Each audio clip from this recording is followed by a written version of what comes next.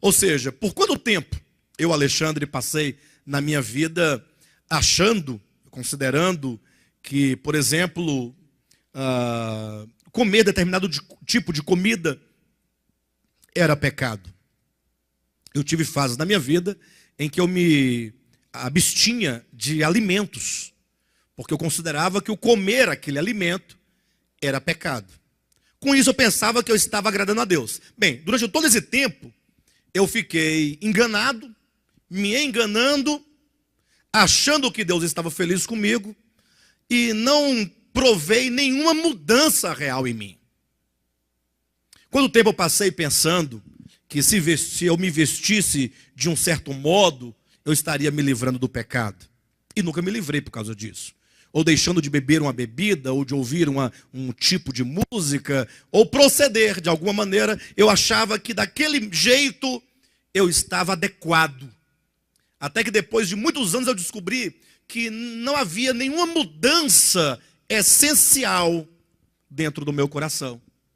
Eu percebi que tudo aquilo que me foi ensinado, se de boa vontade ou não, eu não posso julgar, até acredito que me ensinaram com muita boa vontade, na verdade, aquilo tudo consistia no engodo do maligno, com o fim de nos distrair da verdadeira experiência de vida cristã.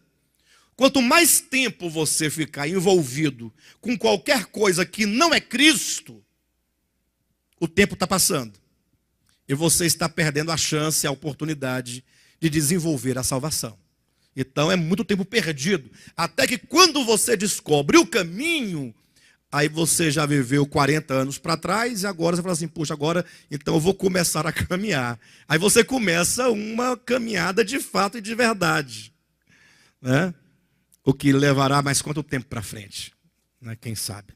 Por todos os efeitos, essa é a ideia. Né? Hebreus 12, 14. Segui a paz com todos e a santificação sem a qual ninguém verá o Senhor. Bem, o irmão João Batista, ele deu a esse texto uma interpretação que eu particularmente julguei bastante pertinente. Achei até mesmo que essa interpretação, o sentido que ele deu a esse texto, está de acordo com o que se diz, sobretudo no capítulo 11 e no capítulo 12. Ou seja, são palavras que explicam o contexto que trata aqui esses dois capítulos. Eu vou ler aqui devagarzinho, se houver necessidade de eu explicar alguma coisa, eu explico. Se não, sigo até o fim. Também eu não sei como vai ser a leitura, porque eu não fiz nenhuma retificação no texto. Eu vou ler como ele me passou, tá bom? Diz assim, olha, ele começa, o que respondi? 2 pontos. Aí começa o texto. Os quais, pela fé, venceram reinos, praticaram a justiça, alcançaram promessas, fecharam as bocas dos leões. Texto de Hebreus capítulo 11, versículo 33. Aí ele explica o seguinte. Os heróis da fé, capítulo 11, foram homens e mulheres que apresentaram o Deus eterno ao mundo através do seu testemunho de fé. Vou dar uma pausa aqui. Então olha como ele está entendendo. Ele começa a entender o versículo 14, do 12, a partir do capítulo 11. É como que ele dissesse, olhem vocês para os homens e mulheres da galeria de heróis da fé, do capítulo 11 de Hebreus. Aí ele colocou aqui o texto áureo, né? Os quais pela fé venceram reinos, praticaram justiça, alcançaram promessas, fecharam bocas de leões. Diz que esses homens e mulheres, eles apresentaram ao mundo, no seu tempo, o Deus eterno, através do seu testemunho de fé. Por isso que lá no capítulo 11 vai dizer que eles obtiveram bom testemunho. Ora, nós sabemos que o testemunho não é algo que alguém dá acerca de si mesmo, mas acerca de alguém que dá, mas alguém que dá o testemunho acerca de outro, né? Eu não posso dar testemunho de mim mesmo.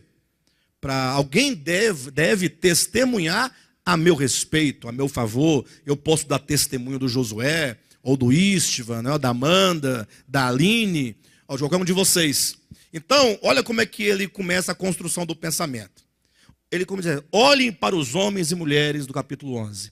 Eles, quando diz que eles obtiveram bom testemunho pela sua fé, quer dizer que eles manifestaram naquele tempo, ou no seu tempo, manifestaram ao mundo o Deus eterno, na proporção do que eles entendiam e do que poderiam fazer, conforme eles entendiam no seu tempo. Os heróis da fé foram homens e mulheres que apresentaram o Deus eterno ao mundo através do testemunho de fé. Isto é glorificar a Deus. Eu entendo que talvez ele queira dizer, isto é, eles glorificaram a Deus no seu tempo. Eles, ao viverem a sua fé de maneira autêntica, ao viverem a sua fé, não somente dentro da sua casa, no seu quarto, mas uma fé que chegou ao ápice de uma manifestação ao mundo. Com isso, eles mostraram Deus, eles glorificaram a Deus. E aí ele continua dizendo que o termo glorificar é uma expressão que quer dizer tornar Deus conhecido. E isso é legítimo. Quando diz ser glorificado ou glorificar, devemos entender não como uma luz que brilha de dentro para fora ou de fora para dentro, ou como que alguém entra dentro de um ambiente de luz. Glorificar quer dizer tornar conhecido. Em João Evangelho, capítulo 17, o próprio Cristo diz: Pai, glorifica-me a mim, para que eu glorifique a ti. Eu pergunto, Deus precisa de ser glorificado?